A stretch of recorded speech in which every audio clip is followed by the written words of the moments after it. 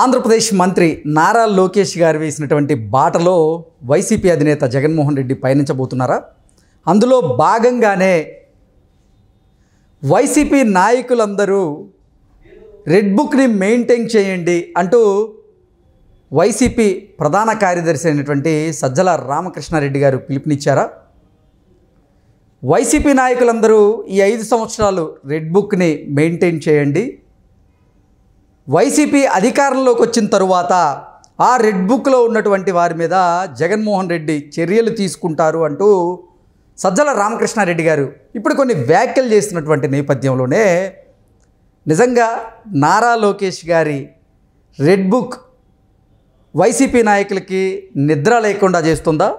అందుకే ఆ రెడ్ బుక్నే, అలాగే లోకేష్ గారు వేసినటువంటి బాటనే ఇప్పుడు వైసీపీ నాయకులు ఫాలో అవుతున్నారా అనేది మనం విశ్లేషణ చేసుకునేటువంటి ప్రయత్నం అయితే చేద్దాం. ప్రస్తుతం మనతో పాటు ఉన్నారు ప్రముఖ రాజకీయ విశ్లేషకులు, ప్రముఖ సీనియర్ జర్నలిస్ట్ మండవ దుర్గాకుమార్ గారు. వారితో మాట్లాడదాం. దుర్గాకుమార్ గారు నమస్తే అండి. కృష్ణ గారు నమస్కారం. మన వీక్షకులు కూడా నమస్కారం. ఆంధ్రప్రదేశ్ మంత్రి అయినటువంటి నారా లోకేష్ గారు వేసినటువంటి బాటలోనే వైసీపీ అధినేత జగన్మోహన్ రెడ్డి, అలాగే జగన్మోహన్ రెడ్డి టీం పయనించబోతున్నారా? అందులో భాగంగానే ఈ 5 సంవత్సరాలు వైసీపీ నేతలందరూ కూడా రెడ్ బుక్ మెయింటైన్ చేయండి అంటూ వైఎస్ఆర్సీపీ ప్రధాన కార్యదర్శి అయినటువంటి సజ్జల రామకృష్ణారెడ్డి గారు వారికి పిలుపునిస్తూనే రెడ్ బుక్లో ఉన్నటువంటి వ్యక్తులు ఎవరైతే ఉన్నారో వైసీపీ అధికారంలోకి వచ్చిన తర్వాత జగన్మోహన్ రెడ్డి వారి మీద చర్యలు తీసుకుంటారు అంటూ కూడా ఆయన కొన్ని వ్యాఖ్యలు చేయడం జరిగింది. ఏంటి సార్, నిజంగా లోకేష్ గారి రెడ్ బుక్ వైసీపీ నాయకుల్ని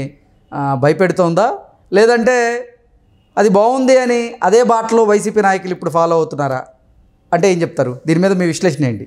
పులికి సార్లు ఉన్నాయి అని నక్క సార్లు పెట్టుకుంటే అంటే పులిని చూసి నక్క వాతలు పెట్టుకుందంటారా? అంతే కదా. పులిని చూసి నక్క వాత పెట్టుకుంటే అది పులి కాగలుగుతుందా? దాని నడక వస్తుందా? దాని పుట్టక వస్తుందా? దాని టీవీ వస్తుందా? దాని లక్షణాలు వస్తాయా? కేవలం ఒక సార్లే పెట్టుకుంది. ఇది అట్లా ఉంది. కేవలం ఒక అనుకరణ చేసి ఎవరు కూడా మనం విజయం సాధించలేమండి. స్వతహాగా మనకంటూ ఒక క్యారెక్టర్ ఉండాలి, ఒక స్వభావం ఉండాలి, ఒక శక్తి ఉండాలి, ఒక బాట ఉండాలి, ఒక ముందు చూపు ఉండాలి, వ్యూహం ఉండాలి. ఎవరో వ్యూహం మనకు సూట్ అవ్వదు. ఇప్పుడు మీ షర్ట్ నేను వేసుకుంటే నాకు సూట్ అవ్వదు, అట్లాగే నా ప్యాంట్ మీరు వేసుకుంటే మీకు సూట్ అవ్వదు. అట్లా ఎవరికైనా సరే అప్పుడుండే స్వతహాగా వచ్చే క్వాలిటీస్తో ఎవరైనా ముందుకెళ్ళాలి. ఇవాళ 151 స్థానాల నుంచి 11 స్థానాలకి పడిపోయిన పార్టీ, దానికి బాధ్యుడైన వ్యక్తి సజ్జల రామకృష్ణారెడ్డి గారిని పార్టీ మొత్తం కోడై కూసింది. ఆయన అధికారంలో ఉన్నప్పుడే సజ్జల రామకృష్ణారెడ్డి గారి ప్రవర్తన వలన ఈ పార్టీ పతనం కాబోతుందని పార్టీలో పెద్ద పెద్ద నాయకులు, జిల్లాలుగా పెద్ద ముఖ్యులందరూ వెళ్ళిపోయారు. తర్వాత వాళ్ళు ఏదైతే చెప్పారో జోష్యం చెప్పినట్టుగా ఖచ్చితంగా అదే జరిగింది. అసలు ఈయన పార్టీలో దగ్గరికి కూడా రానివ్వకూడదని చెప్పి దూరంగా పెట్టమన్నారు. మళ్ళీ ఇవాళ ఎవరు దేశం మొత్తం ఎతికినా మళ్ళీ అదే సజ్జల రామకృష్ణారెడ్డి తప్ప జగన్మోహన్ రెడ్డి గారికి ఇంకొక సరైన వ్యక్తి దొరకలేదు. ఇవాళ అదే వ్యక్తిని తీసుకొచ్చాడు. 151 స్థానాలు గెలిచిన రోజున సజ్జల రామకృష్ణారెడ్డి గారు లేడు. అప్పుడు వచ్చాడు. 151 సీట్లు గెలిచిన తర్వాత మొత్తం తనై నడిపించాడు. 11 సీట్లకు వచ్చాడు. మరి ఈయన ప్రతిభ ఎక్కడ ఉంది? 151 స్థానాల నుంచి ఆ 14 ఎక్కడ ఎంత ఉంది? ఇప్పుడు 151 నుంచి 11 స్థానాలకు వచ్చాడు. మరి ఆ భర్తీ చేసి మొత్తం 175కి 175 తేవాల్సింది పోయి 11కి వచ్చిందంటే ఈయన ప్రతిభ ఎంతో అక్కడే అర్థమైపోయింది కదా. మరి ఇటువంటి వ్యక్తిని మళ్ళీ ఇవాళ ఫోర్ ఫ్రంట్ లో పెట్టుకుని పోరాటం చేస్తున్నాడంటే, ఎక్కడైనా గుర్రాలని పెట్టుకుని పోరాటాలు చేసిన వాళ్ళు చూశారు కానీ గాడిదలను ముందు పెట్టుకుని పోరాటాలు చేసిన సైన్యం ఎక్కడన్నా మనం చూసామా? ఈ గెలిచిన సందర్భం ఎక్కడన్నా ఉంటుందా?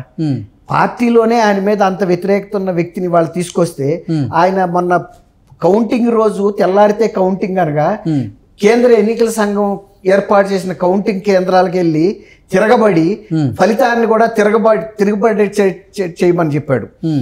గెలుపు అట్టున్నా సరే మనే తిప్పగలిగిన మగాళ్ళు ఎవడో రండి అన్నాడు, లేకపోతే మీరు బయటకు వెళ్ళిపోండి అన్నాడు. మిమ్మల్ని నేను సారథ్యం వహిస్తానని చెప్పాడు. ఆ రోజు 10 గంటలకి బాక్సులు తెరిచేటప్పటికి అసలు ఆయన అడ్రస్సే లేడని కార్యకర్తలే చెప్పారు. ఫోన్ల మీద అందుబాటులో లేడు కెప్టెన్ సేనాధిపతి. మరి ఆయన ఉండి ఎట్లా ఈవీఎంలు పగలగొట్టాలి, తర్వాత స్టోరే దాన్ని ఏమంటారు గోడౌన్లో ఉంటాయి కదండి, ఆ సెంటర్లో కూడా వెళ్ళి ఎట్ట పగలగొట్టాలి చెప్పాలి కదా. ఆయన మరి గాయబ్ అయిపోయాడు అంటే పారిపోయాడు. మళ్ళీ అదే వ్యక్తి వచ్చి ఇవాళ శంఖం ఊస్తే ఎవడన్నా నమ్మే మాట అండి. తర్వాత ఇవాళ గతంలో లాగా దాష్టికాలు జరిగే పరిస్థితి లేదు. అసలు సజ్జల రామకృష్ణారెడ్డి గారు వైసీపీ నేతలందరూ రెడ్ బుక్ని మెయింటైన్ చేయండి అంటూ పిలుపునివ్వడానికి కారణం ఏంటి? అంటే నారా లోకేష్ గారి రెడ్ బుక్ని చూసి ఇప్పుడు వైసీపీ నేతలు భయపడుతున్నారా, లేదంటే ఘోర ఓటమి తర్వాత వైసీపీలో ఉన్న ముఖ్య నేతలందరూ కూడా వైసీపీని వీడుతున్నటువంటి నేపథ్యంలోనే వైసీపీలో జవసత్వాలు నింపేందుకే ప్రయత్నం చేస్తూ రెడ్ బుక్ని మెయింటైన్ చేయండి అంటూ మేకపోతు గాంభీర్యాన్ని ప్రదర్శించేటువంటి ప్రయత్నం ఏదైనా చేస్తున్నారా అంటే ఏం చెప్తారు? ఇప్పుడు మీరు అన్నట్టు తెల్లారి కౌంటింగ్ జరిగి పార్టీకి చిత్తుగా ఓడిపోతున్న టైంలో కూడా ఆయన 9వ తారీఖు మనం ప్రమాణ స్వీకారం చేస్తామని కూడా చెప్పాడు అదే ప్రెస్ కాన్ఫరెన్స్లో. అవును, మనం విన్నాం. ఇప్పుడు అట్లాంటి వ్యక్తి ఇప్పుడు ఇది కూడా అంతే మేకపోతు గాంభీర్యమే. ఇప్పుడు పార్టీలో అంత అనుభవం రాజకీయ అనుభవం లేని వాళ్ళు ఎవరున్నారండి? ఒక్కసారి వాళ్ళు ఎమ్మెల్యేలుగా గెలిచిన వాళ్ళే ఎక్కువ మంది ఉన్నారు. 151 మంది గతంలో వాళ్ళ స్ట్రెంగ్త్ ఉంది. కాబట్టి 5 ఏళ్లలో ఆ మాత్రం రాజకీయ జ్ఞానం వాళ్ళకి లేదని మనం ఎట్లా అనుకుంటాం? ఇప్పుడు లోకేష్ గారికి జరిగిన టైంలో ఎంత ప్రజలు ఇబ్బంది పడ్డారు. అసలు అప్పుడు లోకల్ ఎలక్షన్స్లో ఏ పార్టీ వాళ్ళు కూడా ఈవెన్ వామపక్ష పార్టీల వాళ్ళు కూడా నామినేషన్లు వేయలేకపోయారు. వేసిన పోలీస్ స్టేషన్లకు పిలిపించారు, ఎంఆర్ఓల దగ్గరికి పిలిపించి మీకు రెవెన్యూ పరంగా ఇబ్బందులు కల్పిస్తా ఉన్నారు, పోలీసు పరంగా కేసులు పెడతా ఉన్నారు. ఈ రకంగా ఎన్ని రకాల ఒత్తిళ్లు చేయాలో చేసి అన్ని ఏకపక్షంగా కూడా చేయించుకున్నారు. గతంలో ఇంతవరకు ఎప్పుడు కూడా ఎన్నికల్లో పోలీసుల్ని రెవెన్యూ వాళ్ళని ఇతర అధికారులని ఉపయోగించిన సందర్భం లేదు. డైరెక్ట్గా వెళ్ళిపోయేవాళ్ళు, గెలిపోవటం క్షేత్రస్థాయిలో నిర్ణయించుకునేవాళ్ళు. అట్లా కాకుండా వ్యవస్థను మొత్తం దుర్వినియోగం చేసి ఆఖరికి ధార్మిక సంస్థ అయిన టీటీడీని కూడా వదలలేదు కదండి. ఎప్పుడన్నా ఇంత అపచారం జరిగి ప్రసాదాల్లో ప్రపంచవ్యాప్తంగా ఉన్న హిందూ ప్రజలంతా గగ్గోలు పెట్టారు. ఇప్పటికి దాన్ని కవర్ చేసుకోలేక నానా తిప్పలు పడుతున్నారు. వాళ్ళేమో డిఫెండ్ చేసుకోవడానికి వాళ్ళు చూస్తుంటే మానసిక గాయాన్ని ఎలా మాన్పాలా అని ప్రభుత్వం ఆలోచిస్తుంది. మంచి నెయ్యి తెప్పించడం, తర్వాత దీని మీద దర్యాప్తు కమిటీలు వేయించడం, ఉన్నత స్థాయి దర్యాప్తు కమిటీలు వేయించడం, సిబిఐ లాంటి ఉన్నత దర్యాప్తు సంస్థ నుంచి కూడా అధికారులను తెప్పించుకోవటం, సిబిఐ డైరెక్టర్నే దీనికి కన్వీనర్గా ఉండటం, ఇన్ని రకాల ప్రయత్నాలు అధికార పార్టీ చేస్తుంది. వీళ్ళు ఎన్ని రకాల కోర్టులకు వెళ్ళి పిలిగింతలు వేస్తున్నారు తప్ప ఏ ఒక్క మాట మీద కూడా నిలబట్టలేదు. ఇవాళ ఉన్నత స్థాయి కమిటీ రిపోర్ట్ కనుక వచ్చిందనుకోండి, అసలు ఎవరు ఈ నిర్ణయం తీసుకున్నారు? ఇంకోటి ఏంటంటే వైవి సుబ్బారెడ్డి గారు ఆయన టైంలో ఈ నిర్ణయం తీసుకుని ఆయన సుప్రీంకోర్టులో చంద్రబాబు నాయుడు గారు ఈ సిట్టుని ప్రభావితం చేసేలాగా మాట్లాడుతున్నారు, దీని మీద చర్యలు తీసుకోమని పిటిషన్ వేసిన సందర్భంలో తను మాజీ టీటీడీ అధ్యక్షుడు అని కూడా బయట చెప్పలేదు ఆయన. అంటే కోర్టుకు చెప్పలా. తర్వాత కోర్టు వారి దృష్టికి వచ్చిన తర్వాత మీరు మీ రాజకీయ పోరాటాలకి సుప్రీంకోర్టుని వేదికగా ఉపయోగించుకుంటున్నారని గౌరవ న్యాయస్థానంలో ఒక బెంచ్ వ్యాఖ్యానించిందంటే ఎంత తీవ్రమైన అంశం అంటే అది. ఈ విధంగా ప్రజల్ని తప్పుదోవ పట్టించేటందుకు లేకపోతే మీరన్నట్టు జవసత్వాలు కల్పించడానికి ఇది కాదు కదండి. కార్యక్షేత్రంలోకి సజ్జల రామకృష్ణారెడ్డి గారు ఎట్లా వెళ్తాడు? ఆయన ఎప్పుడన్నా ప్రజా జీవితంలో ఉన్నాడా? ఆయన పార్టీని అధికారంలో ఉన్నప్పుడే పార్టీని ధ్వంసం చేస్తున్నాడు. ఇతనికి రాజకీయ వ్యూహం లేదు, ప్రజలతో సంబంధాలు లేవు, నాయకుల్ని ఎలా పలకరించాలో తెలియదు.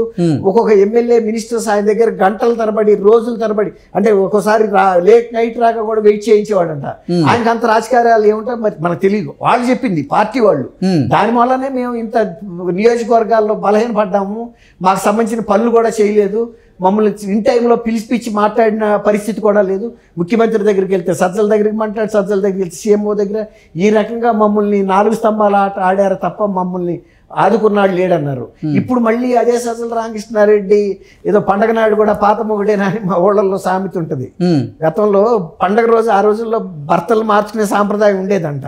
ఓకే, అంటే అది మీరు పర్మిషన్ ఇస్తే చెప్తా, లేకపోతే అక్కడికి ఆపేస్తా. ఓకే, చెప్పండి సార్.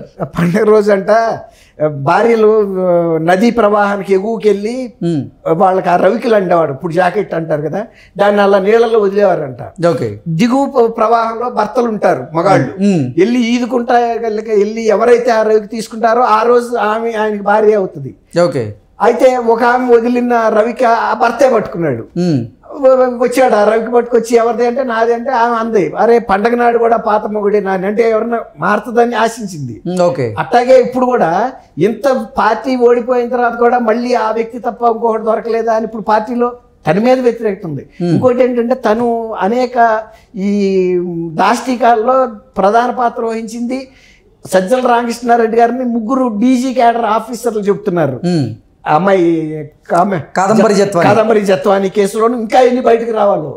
ఇప్పుడు రెడ్ బుక్ మెయింటైన్ చేయమంటానికి అవతల ప్రభుత్వం బాధ్యతాయుతంగా వెళ్తున్నప్పుడు ఇంకా రెడ్ బుక్ తో పని ఉంది. ఇప్పుడు ఆయన ఏమన్నాడు, ఆంధ్రప్రదేశ్ లో కూటమి ప్రభుత్వం ఏర్పడి 3 నెలలు ఏదో దాష్టికాలు జరిగిపోయినట్లుగా. అసలు తర్వాత ఇప్పుడేమో మీరు వినండి, టీటీడీలో ఈయన చంద్రబాబు నాయుడు గారి వ్యాఖ్య మీద సుబ్బారెడ్డి గారు సుప్రీంకోర్టులో వ్యాజ్యం వేశాడు. జగన్మోహన్ రెడ్డి గారు ఏం చెబుతున్నాడు, సిట్టు అక్కర్లేదు, బిట్టు అక్కర్లేదు. ఇక్కడేమో అక్కడ పెద్ద అంశమే లేదంటాడు. సుబ్బారెడ్డి గారు చాలా పెద్ద అంశం ఉందని అక్కడ అంటున్నాడు. ఉన్నమాట వాస్తవం. టీటీడీలో జరిగిన అవకతవకల మీద కనుక విచారణ గవర్నమెంట్ వేయాలి ఇప్పుడు అర్జెంట్ గా. ఇది ఈ సిట్ వేసింది కేవలం అపచారం జరిగిన దాని మీదకే పరిమితం. అంతకు మించి ఈ సిట్టు ఇతర అంశాల మీదకి వెళ్ళటానికి దాని దర్యాప్తు పరిధి లేదండి. అది కేవలం ఈ అపచారం జరిగిందా, కల్తీ జరిగిందా అనే దాని మీదకే పరిమితం. కాబట్టి మిగిలిన అనేక అంశాలు ఉన్నాయి, అనేక అవకతవకలు ఉన్నాయి, తర్వాత నిధుల దుర్వినియోగం ఉన్నాయి, అక్రమ నియామకాలు ఉన్నాయి, తర్వాత సేవా టిక్కెట్లు లక్షల్లో బ్లాకుల్లో అమ్ముకున్నారు, తర్వాత కొన్ని ఆభరణాల మిస్ అవుతున్న అంశాలు కూడా కొన్ని బయటకు వస్తున్నాయి. వీటన్నిటి మీద దర్యాప్తు చేయాల్సిన అవసరం ఉంది. ఇప్పుడు జగన్మోహన్ రెడ్డి గారు ఏమన్నాడు, సిట్టు వద్దు బిట్టు వద్దు అంటే అట్లాంటి అన్నింటినీ కార్పెట్ కప్పేయమంటున్నాడు. అవకతవకల మీద లుకలుకల మీద తివాసి కప్పేస్తే సరిపోద్ది అంటున్నాడు. కానీ కింద ఉండే స్కెల్టన్స్ ఏమంటారు, కంకాళాలు, మానవ కంకాళాలు ఉన్నాయి, వాటిని తవ్వి తీయాలి బయటికి. అప్పుడు అందరు రెడ్ బుక్లు బ్లూ బుక్లు బయటకు వస్తాయి. Okay sir, thank you so much.